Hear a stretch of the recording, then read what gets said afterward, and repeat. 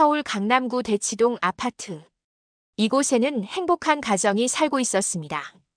가장 박민수는 47세로 의약품과 건강기능식품을 OEM으로 생산하는 제조회사 대한바이오약품의 대표였습니다.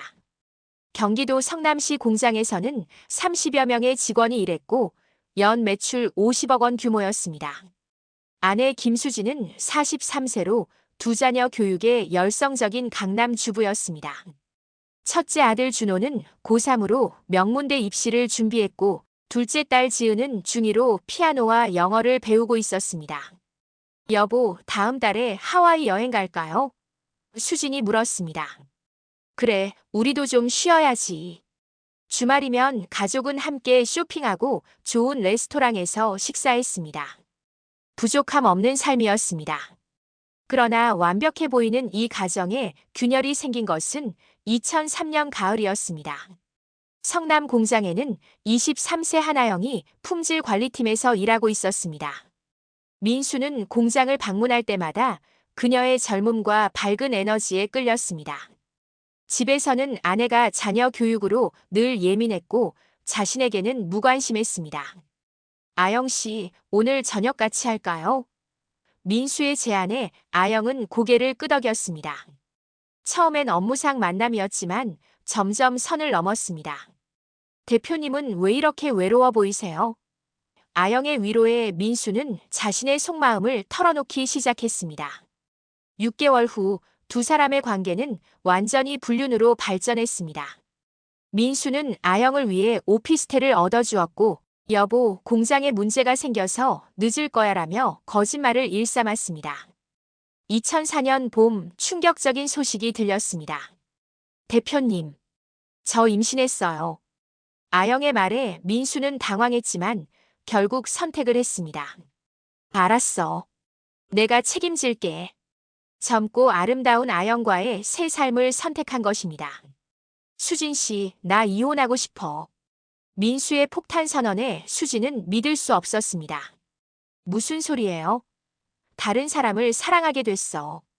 그 사람이 임신했어. 수진의 세계가 무너졌습니다. 애들은 어떡하라고요? 20년을 함께 살았는데. 수진은 무릎 꿇고 애원했습니다. 여보, 제발. 하지만 민수는 완고했습니다. 미안해. 이미 마음이 떠났어. 수진은 아영과 그녀의 부모까지 찾아가 설득했지만 소용없었습니다. 우리 딸이 임신까지 했는데 어떻게 해요? 박 대표가 책임져야죠. 아영의 아버지가 단호하게 말했습니다. 민수는 최종 통첩을 했습니다. 내가 판교에 가진 땅이랑 건물 줄게. 그거 받고 이혼해줘. 당시 판교는 개발 안 된 변두리였고 대지 500평과 낡은 건물의 가치는 5억 원 정도였습니다. 이게 뭐예요? 이런 시골 땅이. 수지는 황당했지만 선택의 여지가 없었습니다. 알았어요. 2004년 여름 20년 결혼 생활은 그렇게 끝났습니다. 이혼 후 수지는 아이들과 작은 아파트로 이사했습니다. 판교 땅은 방치했고 작은 식당에서 일하며 생계를 유지했습니다. 엄마, 괜찮으실 거예요? 준호가 걱정했습니다. 응, 엄마가 다 해결할게. 한편 민수는 아영과 결혼해 딸을 낳았습니다. 하지만 회사 경영은 어려워졌고 대형 거래처들이 떠났습니다. 2005년 수진의 인생을 바꿀 소식이 들렸습니다. 정부가 판교를 신도시로 개발한다는 발표를 한 것입니다. 판교가 신도시? 수진은 믿을 수 없었습니다. 부동산 중개인이 찾아왔습니다. 사모님, 지금 평당 500만 원입니다. 25억 정도 되겠네요. 하지만 수진은 팔지 않았습니다. 좀 더 기다려 볼게요. 2008년 판교 개발이 본격화되자 땅값은 폭등했습니다. 상업지역으로 편입된 수진의 땅은 평당 3천만 원을 넘어 총 150억 원이 되었습니다. 순식간에 거부가 된 것입니다. 수진은 그 땅 위에 지하 2층, 지상 7층 상가 건물을 지었습니다.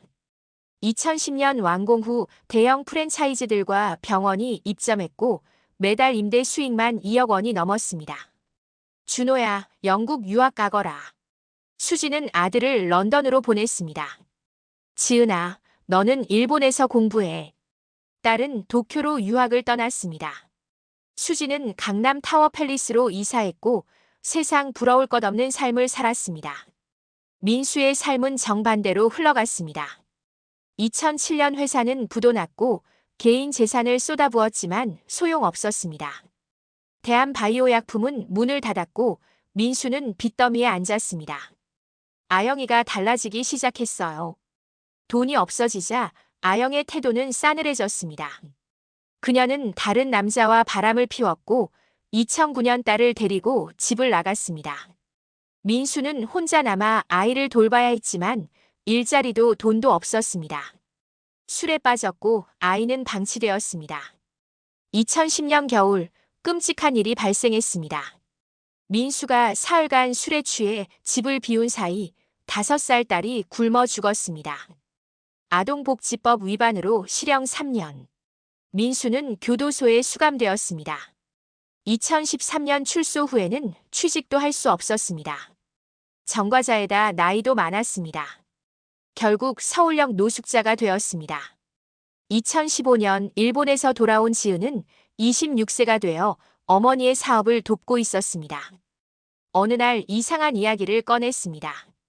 엄마, 누가 저를 따라다니는 것 같아요. 수지는 즉시 경호원을 고용했습니다. 정말로 따라다니는 남자가 있습니다. 50대 후반 초라한 차림이에요. 경호원의 보고에 수지는 불안했습니다. 계속 감시해주세요. 2주 후 그 남자가 지은에게 다가왔습니다. 강남역 카페. 경호원들이 남자를 제압했습니다. 지은아. 떨리는 목소리로 그가 불렀습니다. 노숙자 꼴의 남자, 그는 바로 박민수였습니다. 아빠. 지은은 눈물을 흘렸습니다.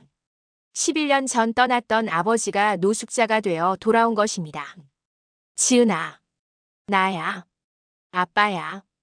카페 밖에서 민수는 지난 11년을 털어놓았습니다. 회사 부도, 아영의 배신, 딸의 죽음, 수감, 그리고 노숙자 신세. 그냥 너를 보고 싶었어. 하지만 이런 모습으로 다가갈 수가 없어서. 지은은 아버지를 보며 울었습니다. 미워했지만 이렇게 비참한 모습을 보니 가슴이 아팠습니다.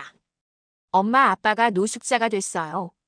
지은의 말에 수진의 반응은 차가웠습니다. 그래도 우리 아버지인데. 준호도 마찬가지였습니다. 그 사람 생각하지 마. 자기가 선택한 삶이야. 며칠 후 가족 회의가 열렸습니다. 엄마, 제발 아빠 좀 도와주세요. 지은이 애원했습니다. 수지는 침묵했습니다. 과거의 기억들이 스쳐갔습니다. 무릎 꿇고 애원했던 그날, 식당에서 설거지하던 날들. 알았어. 하지만 딱 한 번이야. 수진이 입을 열었습니다. 며칠 후 수진은 변호사를 통해 민수를 만났습니다. 11년 만에 재회였습니다. 신림동 원룸 보증금 1천만 원, 재활자금 1천만 원을 드립니다. 변호사가 말했습니다. 하지만 조건이 있어요. 수진이 단호하게 말했습니다. 이 돈을 받으면 우리와는 완전히 연을 끊는 거예요. 다시는 우리 가족 앞에 나타나지 마세요. 민수는 떨리는 손으로 서류에 서명했습니다. 고맙습니다. 정말 죄송합니다. 사과는 필요 없어요. 그냥 우리 인생에서 사라져 주세요. 민수는 신림동 원룸으로 이사했습니다. 알코올 치료를 받고 재활 프로그램에 참여했습니다. 하지만 매일 밤 딸을 그리워했습니다. 지은아, 행복하게 살아라. 에필로그. 2년 후 민수는 편의점 야간 알바를 하며 조용히 살았습니다. 더 이상 전처 가족에게 연락하지 않고 약속을 지켰습니다. 어느 날 밤 TV에서 판교 뉴스가 나왔습니다. 자신이 이혼할 때 준 그 땅이었습니다. 그때 내가 지키고 있었다면. 잠시 후회가 스쳤지만 민수는 고개를 저었습니다. 내가 선택한 길이야. 수지는 여전히 부유한 삶을 살았습니다. 판교 건물 가치는 300억 원을 넘었습니다. 지은은 임원이 되었고 준호의 IT 회사도 성장했습니다. 지은은 사설 탐정을 통해 아버지 근황을 확인했습니다. 편의점에서 일하시고 성실하게 사신답니다. 그럼 됐어. 지은은 말했지만 마음 한구석에는 그리움이 남았습니다. 어느 겨울날 눈이 내리는 강남 거리를 걷던 지은은 CU25 노년점 간판을 봤습니다. 그곳에서 아버지가 일하고 있다는 것을 알았습니다. 잠시 망설이다가 지은은 고개를 돌려 걸었습니다. 안녕히 계세요, 아빠. 편의점 안민수는 유리창에 비친 자신을 봤습니다. 59세, 백발이 성성했습니다. 지은아, 준호야. 행복하게 살아라. 수지는 고층 주상복합에서 서울 야경을 내려다봤습니다. 당신이 저지른 일의 대가예요. 판교 땅은 여전히 가치가 올랐고 통장에는 매달 억 단위 돈이 쌓였습니다. 인생의 아이러니였습니다. 배신이 한 여자에게는 엄청난 부를, 배신한 남자에게는 처절한 몰락을 가져왔습니다. 복수는 달콤했지만 완전한 평화는 아니었습니다. 그것이 인생이었습니다.